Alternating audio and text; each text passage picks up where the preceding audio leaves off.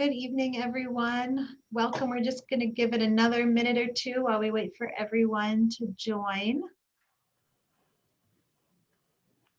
Great. It looks like there's several people coming in. We're just going to give it another minute or two while we wait for everybody to get logged in to the webinar here. Welcome.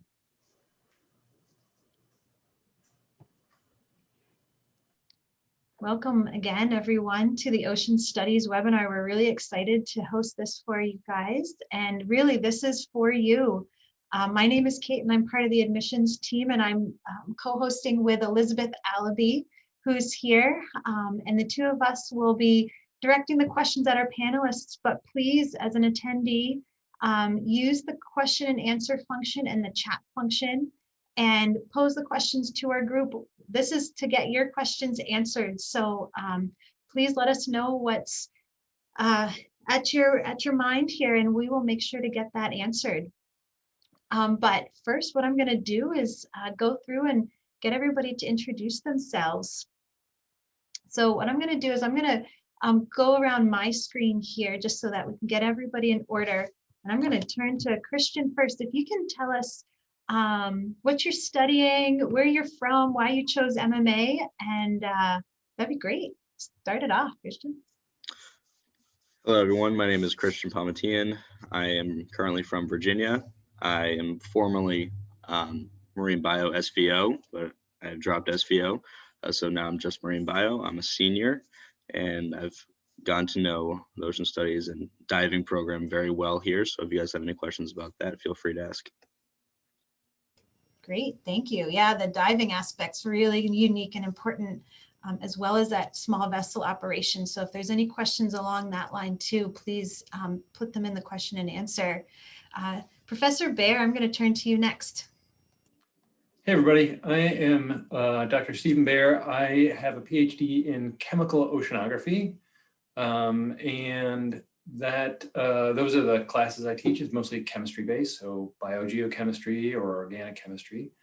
And I have spent a lot of time on ships doing scientific research, a lot of time in the polar regions, so off the coast of Alaska, been to Antarctica. The last cruise I was on was 6 weeks in the Indian Ocean.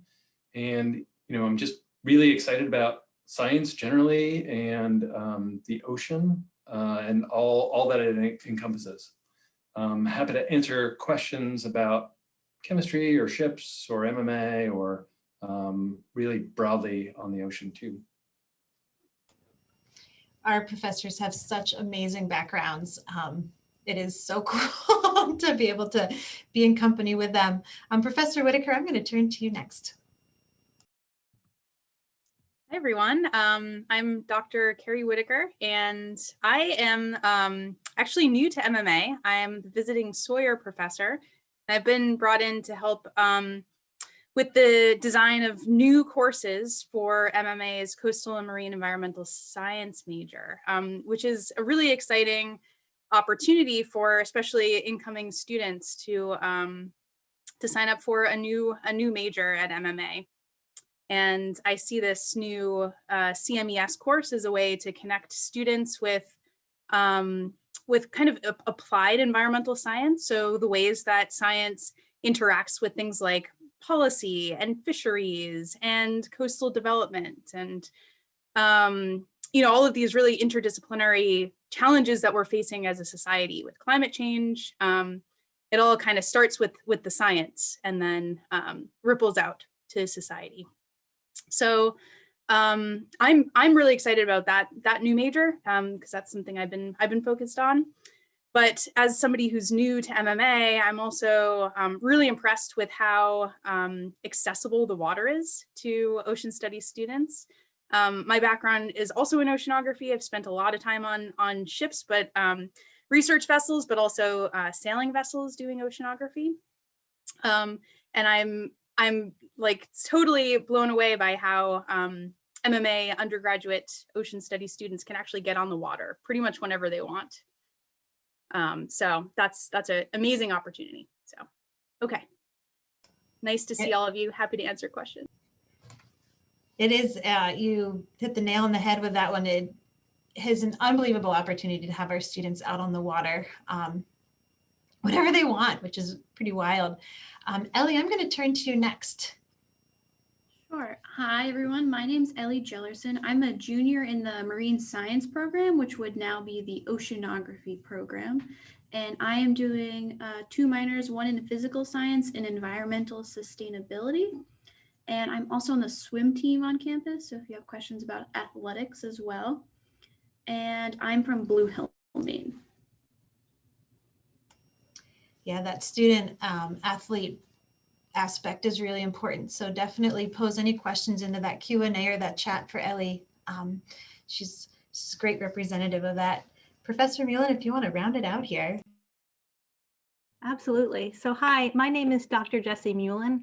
I am a professor of marine biology and also the department chair of the Corning School of Ocean Studies. My interest is intertidal ecology and specifically reproduction and food web ecology of the rockweeds, so the dominant brown algae that you can find in the intertidal zone. I don't have very much shipboard experience, so I spend most of my time right outside of Maine Maritime Academy's coasts on the rocks and live my life in research by the tides. And I think to kind of tag along to what Dr. Whittaker said, it's really amazing to be able to sort of look at your students during lab time and say, okay, low tides at 3 p.m., we're just gonna meet at the shore and be able to do our labs right there. And I think that's pretty unusual and pretty amazing to be able to access not just the waterfront in terms of the vessels, but the organisms that are right there outside of our front doors. And that we can often bring them back, and that we have a running seawater lab that we can hold organisms and study them either for course projects or independent projects and for classes. So I think there's so many really cool tools that we have to teach ocean studies and really get our feet and our hands wet in doing all of the research and the learning that we can on campus. Well, that kind of is a great segue into my first question to you guys. And I'm actually going to pose it to Christian and Ellie first to get the student perspective. And then we're going to round out the answer with those of you that are behind the scenes as the professors. Christian and Ellie, can you talk about the hands-on lab aspect as a student and how important that is in terms of why you've chosen MMA and what you're getting out of the education here at MMA? And particularly for ocean studies. Christian, you want to take it on first? Sure. Yeah, that was actually one of the biggest determining factors whenever I chose to come to MMA. Ocean Studies department is one of the smaller departments at MMA, so that hands-on and that small teacher-student ratio was very, very important. A lot of the students that go to MMA are hands-on learners, and they love to have that accessibility to always be in contact with their professors. I've grown very close with my professors because we've been able to have such small classes and just work alongside each other. So I think it's huge. It's one of the biggest selling points that MMA has.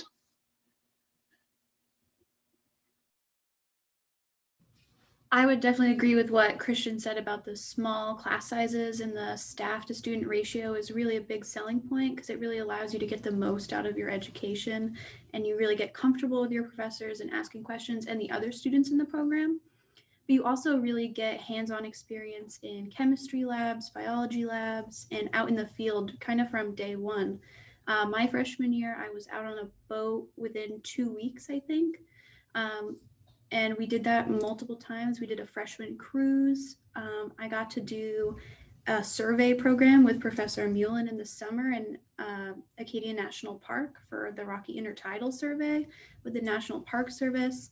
And I've gotten out on boats numerous times every year doing lab work. So I think that's really valuable going into the field to have those real life skills and know that you can do them and you're confident in your skills. And it's really nice to be able to get outside and feel accomplished every day. Oh, to be a student again, I wish I could do it all over again.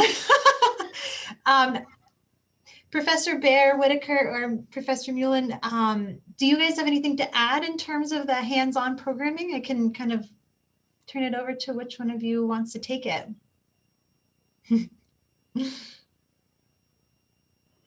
Sure, I'll go.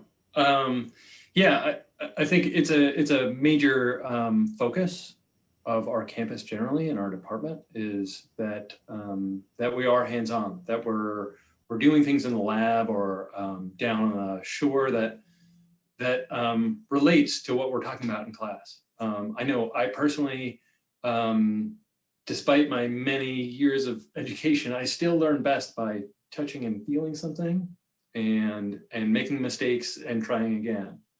And so I think it's a really important aspect of what we try and do in laboratories or even in classroom exercises. And I would say culminating with independent research that our students do, that they come up with their own project and design it and do it all on their own, certainly with guidance. But it's this really powerful project that our students build towards in their junior and senior year.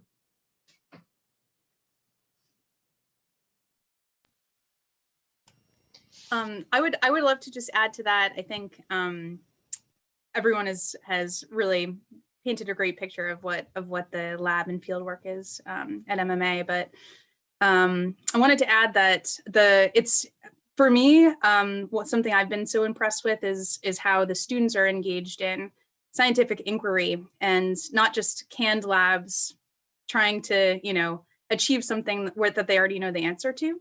I think access to boats, to the field, and professors who really care about kind of the process of scientific inquiry, and students engaging in that, asking their own questions and seeking the answers themselves with the guidance and support of a great department of faculty. I think that's something that to me makes MMA really stand out, especially the Ocean Studies department. Students being able to follow their own questions and paths of inquiry in a scientific manner. Great, thank you. I'm gonna sort of add on to this question as well. So we were asked sort of what is a typical day for an ocean studies student? So I'll start of course with Christian and then with Ellie, and we'll move on to the professors because I think they'll be curious what your days are like too. But think about sort of what types of classes you have, who are in your classes. We got a couple of questions just now. For example, are you required to be in the regiment if you're in the class? Things like that. Where are your classes located? So what's just sort of a typical day? Feel free to talk about dorm life, food, all those different pieces. Start with Ellie this time. Thank you. A typical day for me, I normally have classes that start around 9, and right now mine are all online except for one, but in a typical year, they would all be in person. And we have like one main academic building, which is where a lot of like your lectures are. And then we have a chemistry lab and the Andrews lab, which is down by the waterfront where some of the biology labs and other classes are held. So normally I have 2 or 3 lecture classes, and then normally I would have 1 or 2 labs a week, and those are about 3 hours. And then I would say classes take like 3 hours of my day, probably every day. And then a lot of the other time is spent doing homework, going to the mess deck for food, doing swim practice, and socializing. So I think there's a really good balance between lecture time, lab time, and independent time that you can kind of narrate yourself on what you do. Thank you, nice. How about from you, Christian? What's a typical day in your life like? I remember being an underclassman. Typical day would be waking up at 8 a.m., going walking from the dorm complex to the waterfront, taking advantage of some of the in-person labs, walking up the hill to the other buildings to carry out other in-person lectures prior to COVID. But as you progress throughout your career here at MMA, you'll conduct your senior research project, and after you conduct your senior research project, things kind of died down. And you're kind of just carrying out your loose ends here. So I don't really have a whole lot of hands-on courses anymore. So it definitely dies down at the end. So you just gotta power through and keep it, stay motivated, and then you'll be fine. Nice. That's very good advice, especially for this year of all years. Eyes on the prize, and Christian will be graduating pretty soon. He likely already mentioned that. So many of you who are high school seniors, advice is equally applicable, right? How about to the professors? What's a typical day in your lives like? I'll start with Professor Muellen, if you don't mind. Professor, okay, so can you repeat the question in terms of kind of a typical day that we think the students have? No, that you have. So when do you get to campus? What types of classes do you specifically teach? I know you mentioned that a little bit in your intros, but where? Yeah. Are you on the vessels? Are you more online? Those types of things. Sure. So this semester, I teach one class at Christian's in, and we meet in person 1 day a week and then remotely for 2 days a week. But typically, usually teach in person 3 days a week. Usually our classes are Monday, Wednesday, Friday, or Tuesday, Thursday schedule. One or two different courses each of those days. And then depending on which class it is, having 1, 2, or 3 lab sections for each of those courses. And so similar to Ellie and Christian of what they said of where on campus, we kind of bump up and down the hill in terms of most of our lectures are up the hill in sort of the academic buildings that have kind of classroom space, and then down the hill or at the waterfront where we have most of the ocean studies labs, other than chemistry, because chemistry labs are up the hill as well. And then you sort of depending on the time of year and the tides, I think most of the ocean studies faculty try to maximize the use of the waterfront and the kind of natural resources around and get out when the weather is good and the tides are low. And so for our fall courses, it's very heavy in terms of field work, field experience for labs. In the spring semester, it's often pretty inclement weather in Castine to be able to get out on the shore. And so we tend to do most of the field work, at least in the courses I teach, in the fall. Thank you. Yeah, that was exactly the answer that I was looking for. Well, not quite. It was her own answer. But Professor Baer, do you have much to add? I think that covers it. I think a lot of the faculty are, I find myself, in fact, before we got on, Christian and I were talking about how, I guess, in pre-COVID times, that I would spend a lot of time in my day just interacting with students, that Christian would stop by and we'd hang out and chat either about classes or about something that's going on or just questions about careers or anything like that. I much to the chagrin of my students, I'm an early riser. I get up pretty early and try to exercise, and then the registrar has learned that my classes are early. So Christian will also tell you that organic chemistry at 8 a.m. is maybe not everybody's favorite, but so I get in there and most of my classes are done pretty early. And this year, some of my classes are online.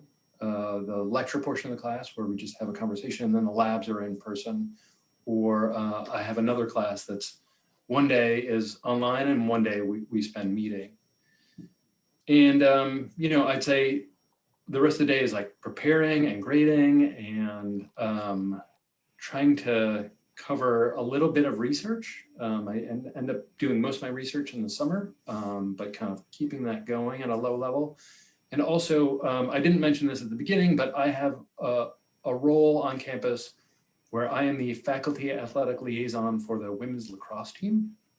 And so each athletic team has a faculty mentor or a faculty that is associated with the team that's kind of another pillar of support for our athletes to, help them, whether it's with a class or organizing themselves or just like a friendly face, like I'm the women's lacrosse super fan, essentially. I've seen you out there. It's true. Yeah, I have a big crazy hat. I'm out there. I'm always encouraging my students in other classes come out and watch the games, things like that. Oftentimes that means if there's a lacrosse practice happening, I'm out there just kind of chatting it up with the students and hanging out. So that's like another little piece. Awesome, thank you. And for you, Professor Whittaker, I know you're much newer to Maine Maritime, but there's still some sort of daily routine in there. There's a daily routine, yeah. So yeah, being new to MMA, my first semester was last semester, and I was teaching all first year courses. And those lab sections were prioritized for being in person, and the lectures were as well, which was really great, I think, for first year students coming in. And the lab sections were really small, so there were a lot of them. So I spent a lot of time on campus last semester, face to face with the first year students, because I think there was definitely a prioritization of keeping first year students in person, which I really agree with. And I won't go through my entire day here, but this semester I'm teaching more upper level classes, so more online, but I do have my lab sections in person. And just today we went out to Holbrook Island, which is just at the mouth of the Bagaduce River estuary, and did some field note taking, and it was actually a beautiful day in March, which we were really lucky to have. So yeah, I really cherish those moments to get out there with the students. And yeah.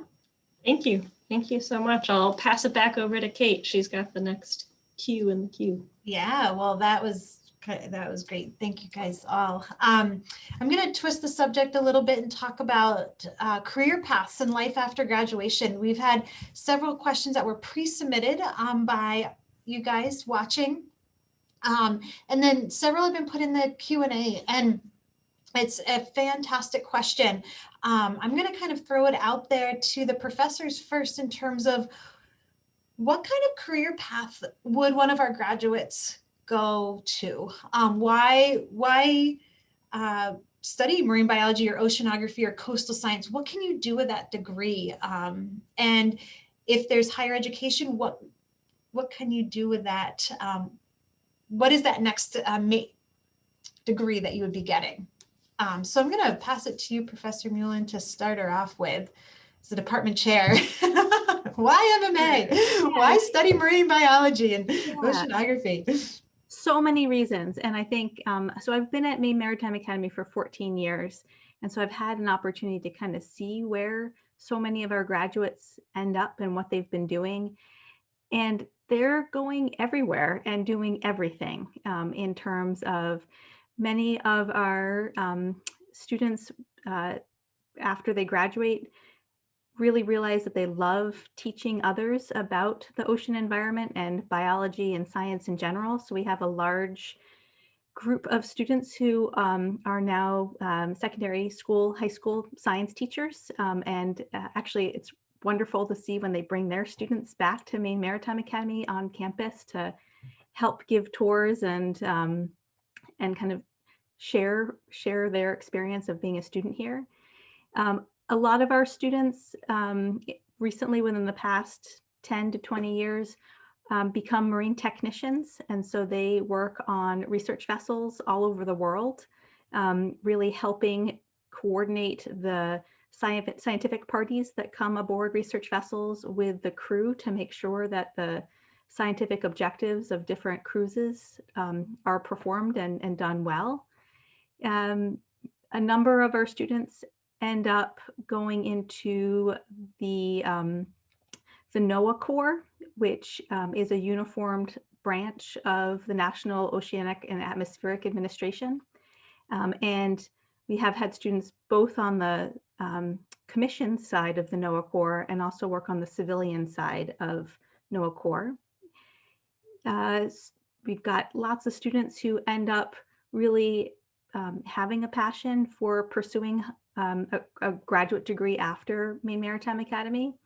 And they've gone on to get master's degrees or PhDs in runs the gamut from paleontology to kind of bioinformatics to marine biology and oceanography.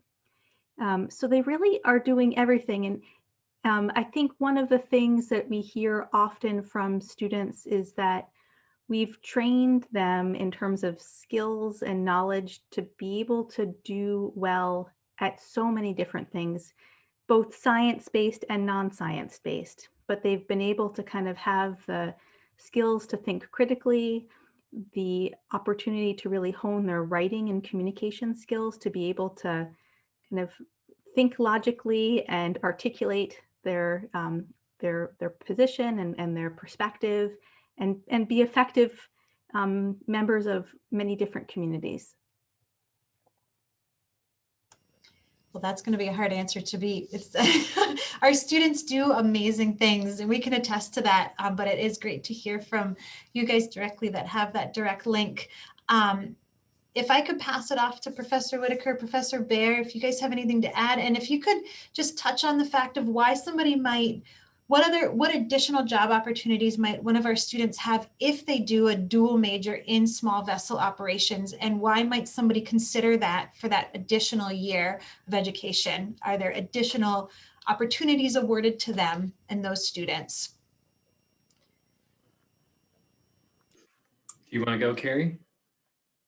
You can go first. Okay, so that was a really good answer by Dr. Muellen. I'm, you know, I hold kind of these contradictory ideas in my head about our majors. And one is that our students get this really broad but in-depth science degree. Now we apply that degree to the ocean and find that fascinating. And a lot of our students follow that path, right? Because there's a lot of science to be done. Most of the earth is blue.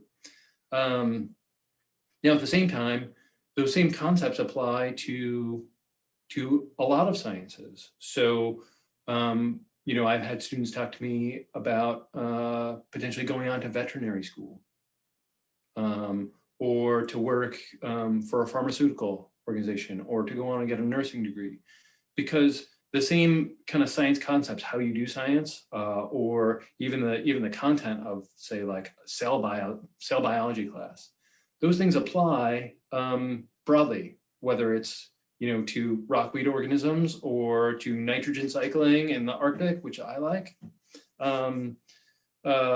You know, but you could potentially apply that elsewhere. I had a student talk to me about going and doing plant genetics in the Midwest, right? So it's kind of, I'm kind of answering in opposite directions. And I feel a little weird about that, but I think both things are true at the same time, actually. Oh, and SVO.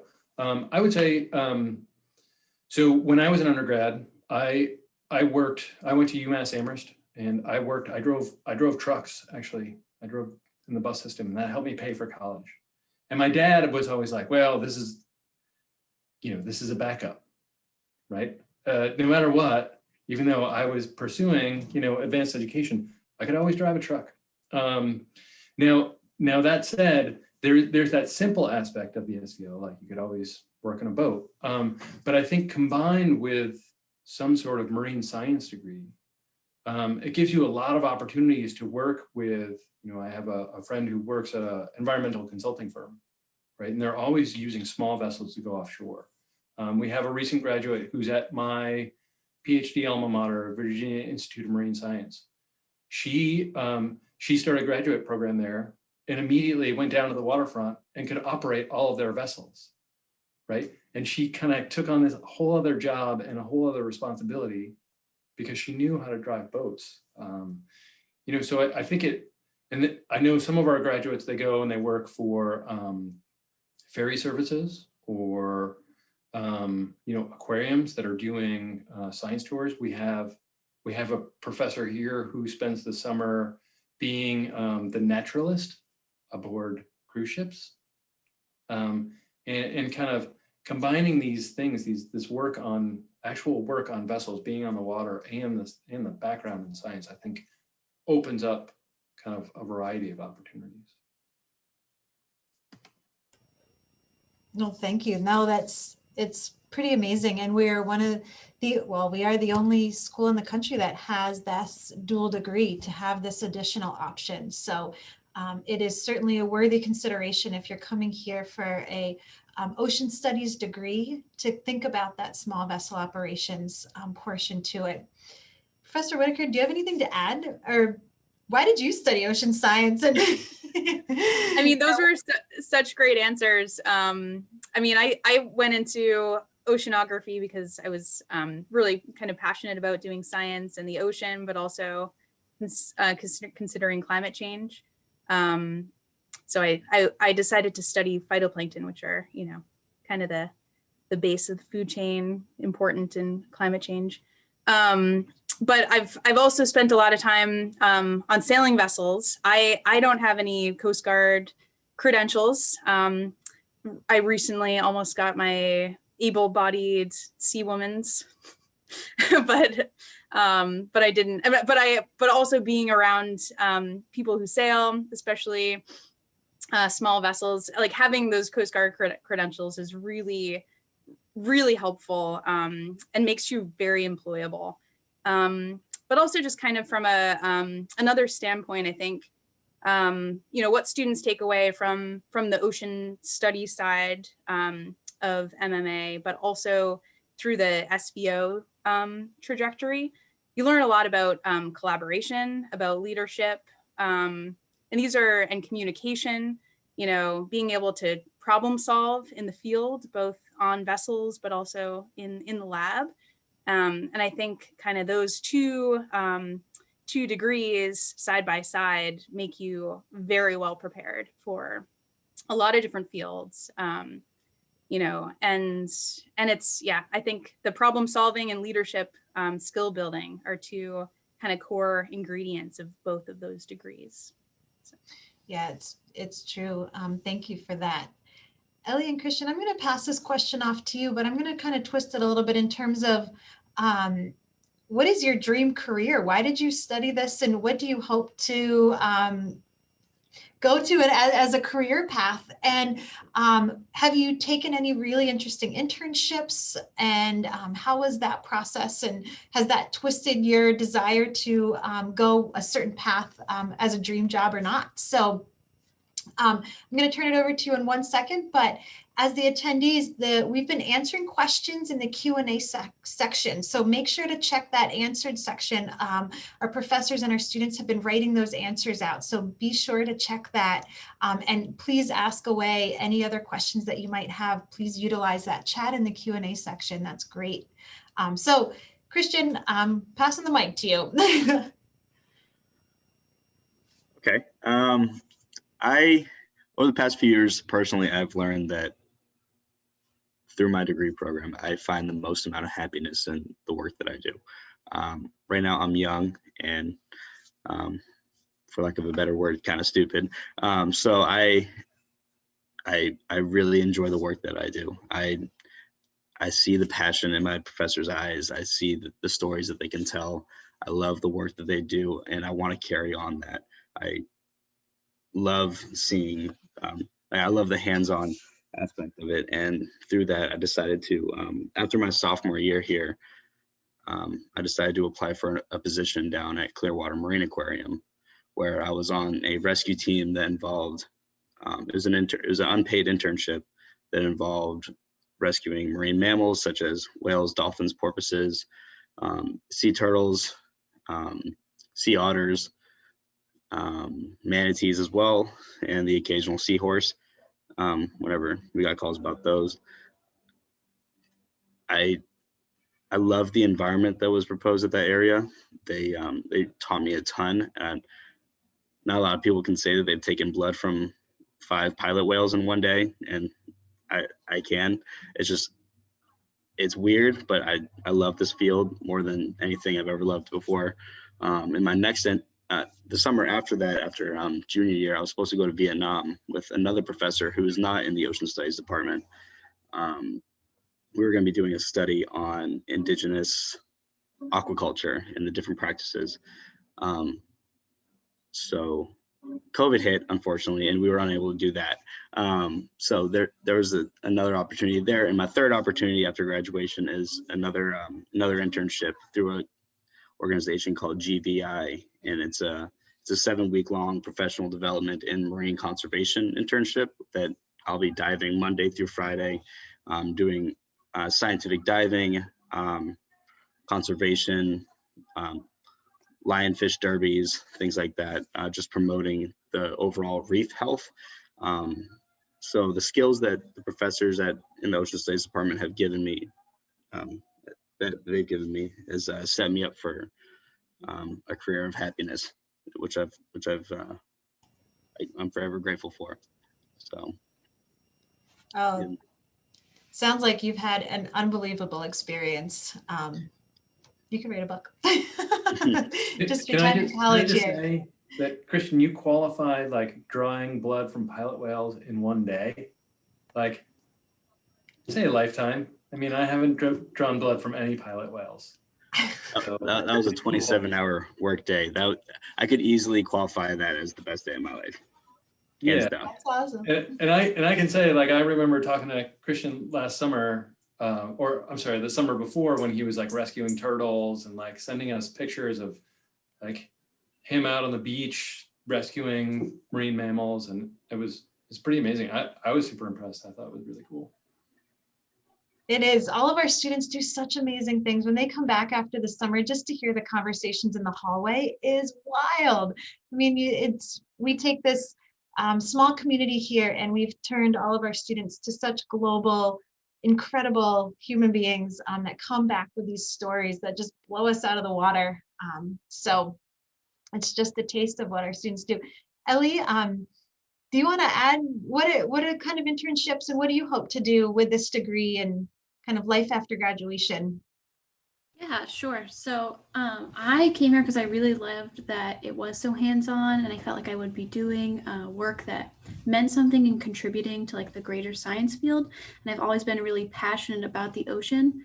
And through my journey here, I've really learned that research is where my passion lies, and I really enjoy the process of being out in the field, collecting data, analyzing it, and drawing inferences, and connecting that to larger ocean schemes and the climate change as well. And my freshman year, I did an internship with the EPSCoR grant through Maine Maritime, and I was able to do some water quality cruises in Penobscot Bay, and I attended the Netton Rocky Intertidal Surveying in Acadia National Park. And that was kind of my first taste of this is what people really do for work, and then they get to analyze it. And then last year I was accepted for a research experience for undergrads at Texas A&M. So it's a summer research experience that's run through the National Science Foundation, but that was postponed to this summer because of COVID, sadly. But I'm really excited to participate this summer. So you get paired with a research mentor, and I'm supposed to be working on modeling global biogeochemical cycle changes with climate change. So I'm very excited that that's what my summer is going to look like. So for my larger career goals, I would say that it connects to, I'd really like to pursue a PhD so I can have a career in research and do that for my full-time job. And I think senior research, which is kind of like the accumulation of the ocean science curriculum, is a really great space to kind of explore where your interest in ocean science specifically lies, and to kind of test different fields out and see what you really enjoy. And I've really enjoyed the research project from start to finish, and I would see myself doing that for my career. Well, thank you guys all. If only we could do it all over again. I'm originally from a landlocked state, and I didn't even know there were colleges like this, like, let alone that there was such an industry of research, of science in the ocean. So it's pretty incredible that our students are steps away. But I sort of wanted to feed right off of what Ellie had said, because oftentimes students are really curious about, well, what are we going to even be researching? What do you mean? What is the senior research project? So maybe, I don't know how we want to start it, if either the students want to say specifically what their project has been, what you've done, how you've gathered your samples, how you've analyzed your data, and kind of what that culminates in, and or for the professor's side, who have you helped? What types of projects do they do? How are they analyzing these things? I think maybe I'll start with the professors to give our students just a little bit of a rest, and that way we can all sort of keep paying attention to these awesome Q&As that are flying in. So feel free to keep sending those in to us. This is why we're here. But I'll go ahead and start with Professor Muellen. Being the department head, I know she has plenty to say about the senior research projects that our students do. I can kick it off, and then Professor Baer is teaching senior research prep right now that Ellie is in, and I taught senior research with Christian, completing his senior research last semester. So we talk about senior research, and it's actually a 2-course sequence that starts the spring of your junior year. And students really walk through a process of really determining what they want to do for their independent senior research project. And it's very unusual, I think, for an undergraduate program to allow for there to be kind of complete independent research. Oftentimes it's a professor who has an interest and a student aligns with a professor and their interest, and then the professor sort of seeds the student or gives the student the project. The student kind of completes the project, and that's really not the philosophy in ocean studies. Our philosophy is really that the students take full ownership of their project and really move from being a student of science to the practitioner of science in the whole range of identifying a question, being able to kind of come up with a rationale for why that question is important to be answered, come up with the methodology to answer that question, come up with a pilot project during the research prep course to really figure out, if it's feasible, if their methods are going to work. And then at the end of their research prep class, they deliver a proposal in terms of, a proposed research project that, if the student is successful, will complete the fall of their senior year. And fall of senior year, that semester is dedicated for the student to really execute that independent research project. So they have about 6 to 8 weeks of doing the research, and then the rest of the semester is analyzing those data that were gathered and communicating it back both as a final research paper and final oral presentation. And it's amazing. I mean, it's amazing to kind of see that journey. I think it's at the end, I think most students are so proud of their experience in accomplishing that independent research project. And as a professor, it's incredible to see the growth that students do through that 2-course semester sequence. And students, because it's them deciding what they want to do over the course of this kind of sequence, have done everything from microbial ecology to kind of developing oceanographic sensors, to looking at geographic information systems, or GIS, to look at if there are relationships between harmful algal blooms and harbor seal strandings. Like it really is whatever the students' interests are that takes them along to where their project is going to go. Thank you. Yeah, that sets the stage really nicely for what this is. Professor Baer, what's it like being kind of on the inside, leading some of that coursework? Yeah, well, like Professor Muellen said, it's really amazing to see the growth, even from the beginning of the semester, like when we started in January to now, and where students are sometimes nervous and about what their project's going to be and how it's going to go, and kind of whether things are going to work. and kind of until now, where really the students in this class are subject matter experts in their research. And it's just, I'm actually constantly blown away and have a hard time expressing that sometimes to my students. Now, Ellie is in that class, and actually I am her research advisor because she's doing the best project ever.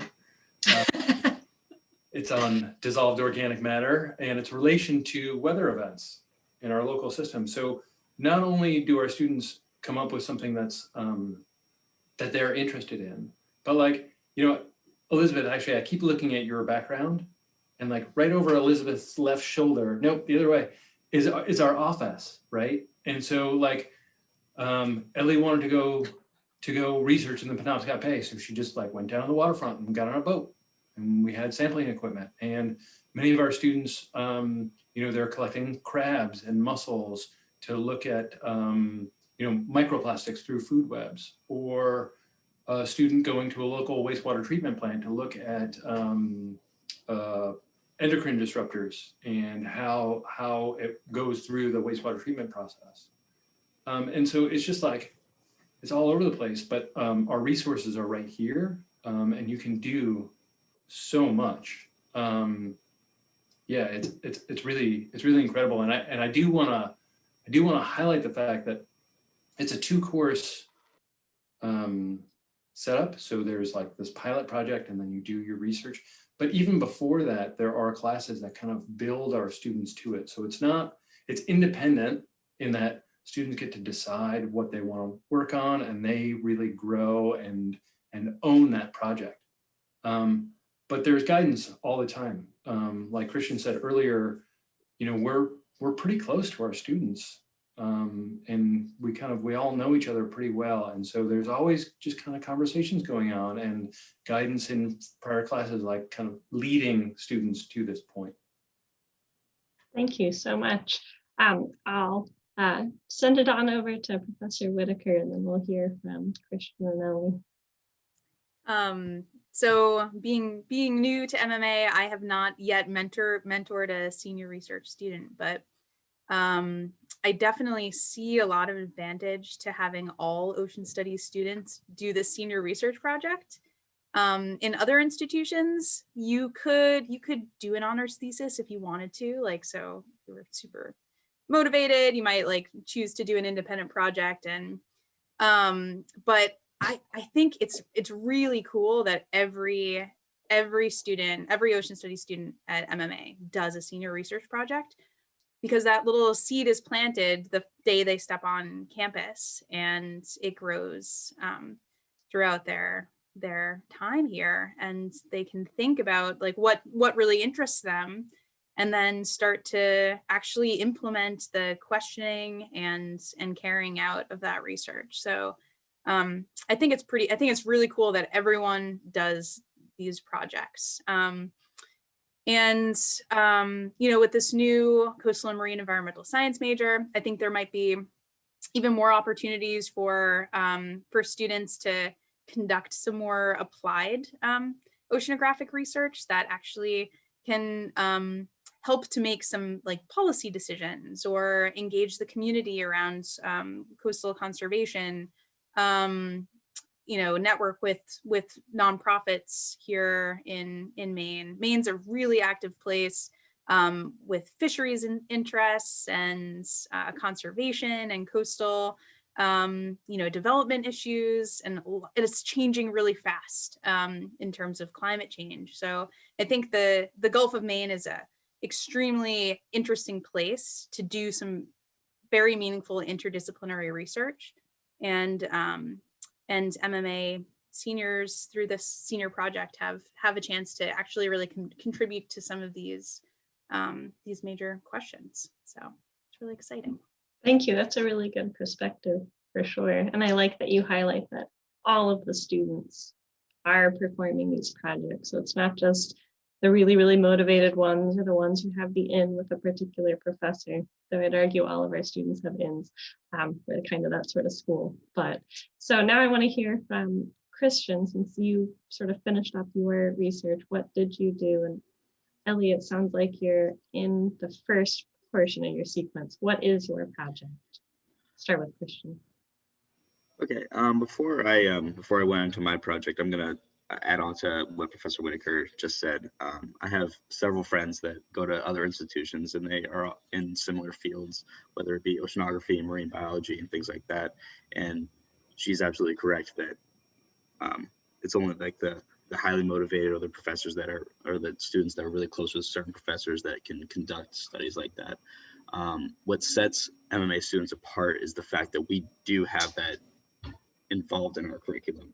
Being able to say that we conduct an independent research project. Yes, of course, we do have guidance. We piggyback off of everyone's ideas. We're very, very close knit, and we're all working together to make sure that everyone is able to perform at a high caliber. Um, yes, we do, but being able to, especially in the job field now with me being a senior and about to graduate soon, me saying that I have that experience is huge in the job market right now. That being said, whenever I conducted my senior research, I started off last spring, and I wanted to look at the physiological effects of microplastic uptake, whether it be through digestion, like an organism's eating microplastics, or I focused on the idea of an organism breathing them in, like through their gills or their respiratory organs. I focused on sea cucumbers specifically. So I started off my pilot project dealing with sea cucumbers, trying to get down the methodology. I put my fingers in many different aspects of my project, and then you come back in the fall and you actually do the work. I actually dove right under, like right next to our training ship to collect 30-ish sea cucumbers with another one of our professors, Professor Verdi, who's also a dive instructor at this institute. But it was great to be able to work with my advisor, Professor Muellen. And just because you have an advisor doesn't mean that that's the only person you can deal with. For instance, she doesn't have a physiological background, and she voiced that whenever I decided to come to her, but I decided to come to her because I have a very close relationship with her. I feel very comfortable with her, and I knew that she had a lot of insight to my study, even though it wasn't her background. So I had weekly meetings with as many professors as possible, whether it be data analysis, actually collecting these organisms, writing, and I've learned a lot. And the senior research project definitely sets you apart from other undergraduates. Thank you so much. I didn't know that there were sea cucumbers underneath the training ship. Clearly, I need to spend more time under the water. Learn something new every day from our students. How about for you, Ellie? What are you gearing up to put together for your project proposal? Yeah, so I'm in the first semester portion of the senior research sequence. So I just completed my pilot study a week or two ago. And so like Professor Baer mentioned, I'm looking at how dissolved organic matter changes with weather events, because we're in Penobscot Bay. We also have the input of the Penobscot River. So in order to figure out what dissolved organic matter is in Penobscot Bay, I had to learn a new modeling technique, which was a really big part of my pilot study. So I had never used MATLAB before. So I spent a lot of time figuring out how to code a little bit and figuring out how to run these analyses based off of the fluorescence of the water samples. And like he also mentioned, I got some time to go out on a cruise and practice my sample collection. So I had a beautiful day that was, the water was like glass and it was really sunny and warm out. I was out on the boat for 4 hours collecting water samples and taking some data. And then I'm gonna look at how this dissolved organic matter changes with weather events. So I'm gonna look at precipitation data and how river flux changes. And we're gonna put all that together and see what we can make an assumption of. But I've really enjoyed the senior research sequence, not just for my project, but to see where all my peers' interests lie. It's really cool to see people pick their niche and explore it, and they get really passionate about it, and you get to also help your friends with their projects, because you need lab buddies. If you go to lab spaces, you can't be alone. So I've got to spend a lot of time with my friend and her lobsters that we keep in the wet lab. So I think it's a really great perspective, not just on your own project and developing and learning the research process, which, like Christian said, makes you really employable in the job market and if you would want to pursue graduate school. But it also just gives you the perspective of other areas of science that you might not be exposed to. And I'm really looking forward to the next semester and wrapping up my project. And like Professor Muellen said, I think everyone's really proud of their projects when it's done and they feel really accomplished of the data product you have. You have your big thick binder that you get to hand in, and it really shows how much work you did. That's awesome. Thank you. You guys accomplished a lot. It's pretty unbelievable.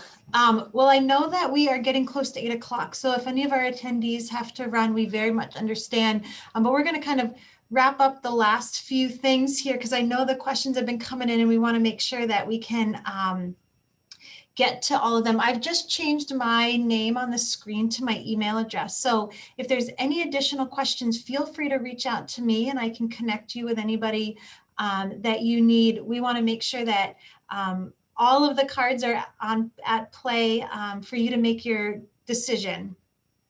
But I wanted to cover two things. One, there was a question about the regiment and whether our students are required to be in the regiment. Our students in the Ocean Studies Department are not required to be in the regiment. So Ellie and Christian are coming here for a traditional college experience. They can bring what they want to their dorm rooms. They can wear what they want to class. They can, however, voluntarily choose to be a part of the regiment. And we do have some Ocean Studies students that have done that. It's great for team building. It's great for leadership skills, but it is a personal choice. But you will be going to school in combination with students that are in the regiment. And some of your classes may be blended, the dining hall's blended, the dorms are blended. So some of your best friends may be in the regiment and you're here as a traditional college student. So it creates a very unique environment. And so I just wanted to make sure that that was clear, that if you were nervous about the regiment, it is a voluntary thing for our Ocean Studies students. And then one other question that I know was brought up a few times was just the preparedness that high school students should take in order to be the most prepared to be a freshman in the Ocean Studies Department. So I might pass it to you guys as professors in terms of what courses, you know, what math, what science, do they need to have had the AP courses in order to be a successful student? And I can kind of round it out as the admissions portion, but what sets a high school student up for the most success as an MMA student? Oh, Professor Muellen. Who wants to go? I would say, you know, having a strong kind of background, both in terms of science and math. So if you can take as many math courses as you possibly can, so that would mean, you know, taking maybe pre-calculus, or if you have an ability to take calculus before you come to Maine Maritime Academy, that will allow you to I think be successful in a number of the kind of the math courses and the physics courses that we have on campus, as well as introductory chemistry. Taking chemistry, as many chemistry courses as you possibly can, will allow you to be very successful. You know, taking AP biology is wonderful. I think if you had to choose between kind of math or physics or chemistry versus biology, I would encourage you to think about math and chemistry over biology. I think our general biology sequence for our first year students lays the foundation for all of our students in terms of having that general biology and environmental science background. I don't know if Professor Baer or Professor Whittaker have another perspective. I think in terms of classes, that covers it. In terms of just kind of broader preparedness for college, I was, you know, for first year students, encourage students to ask questions and come in kind of expecting to engage in discussion and asking questions from the beginning. So, and that's something that I see a lot of students grow over time in their college careers, but yeah, just general preparedness to kind of take the reins of your education by asking questions. Yeah, it's true that the question asking and the engaging in the class aspect is something that we look for a prospective student applying to the school. So it is a very important part of a student's aspect here. But in terms of what Professor Whittaker and Professor Muellen were saying, we're looking for the same things on the application.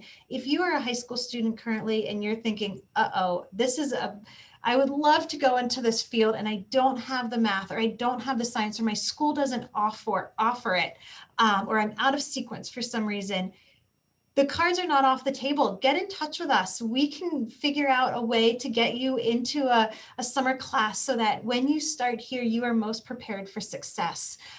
We like to see math and science on your transcript, but we know that not all students have the ability to take that. So definitely get in touch with us. Both of us, Elizabeth and I, have our emails. We're in the admissions department. Professor Bear has put his email out as well. So please reach out to us. If you have any questions, these guys are here. And I do also want to mention that on April 3rd, so the first Saturday in April, we're having a virtual open house, and we're going to have something very similar to this, where you can come and engage with our students, whether it's a specific athletic portion or whether it's a specific student life portion, or an ocean studies portion. We're going to have a main stage and 2 sub stages where we're going to have professors to just students. So you can ask more questions. You can pre-submit questions that you didn't hear tonight, so you can make sure to get to them. These hours go so quick. So if there's any last things, Elizabeth, if you have anything that kind of we forgot, we might say here, yeah. I think that we got it all. So like Kate said, reach out to us. You can start asking those questions right now and trust yourself to ask the questions. This is why you go to a college, so you can get more knowledge. Yeah, I said it. So go ahead, ask us whatever questions you have as you're going through that application process. And we really hope to see you at Virtual Open House in just a couple weeks. And in the meantime, if you'd like to come visit the college, we are taking on campus tours. Here in person, please bring your mask, and you can reach out to me and I can get you all set up with that as well if you haven't already been able to. Other than that, I know everybody has to get to their schoolwork or to their grading or to their lesson planning. So we don't want to hold you up any longer, but definitely stay in touch if you've got anything. I do want to mention that Professor Bear runs an incredible social media account on Instagram. And so it was up there, but if you want to throw it in the chat again, the social media handle, so that our attendees can follow you guys and see the amazing research and see the amazing lab spaces and things that you guys are doing. So at MMA Ocean Studies. And again, utilize our email addresses. Please reach out. We are here to answer questions. We are here to help you along this process. And we appreciate all your attentiveness for this hour. And thank you for tuning in tonight. Have a good one, everybody. Talk to you soon.